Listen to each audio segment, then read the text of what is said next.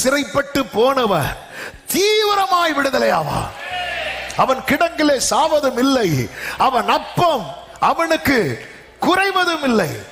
இதற்காக தான் ஏசாயாவை கொண்டு கர்த்தர் இப்படி எழுதி வைத்தார், கர்த்தருடைய புயமே எழும்பு என்று சொல்லி பாட வைக்கிறதை ஏசாயா 51வது அதிகாரம் அதனுடைய 9வது வசனத்தை வாசியுங்கள்.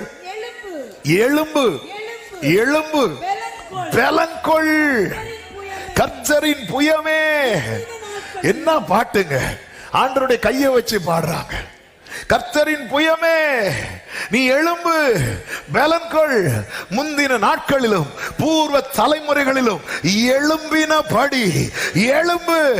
ராகாபை துண்டித்தது, ராகாப் என்று சொல்லப்பட்டிருக்கிறது எகிப்தின் வல்லமை, எகிப்தின் வல்லமை.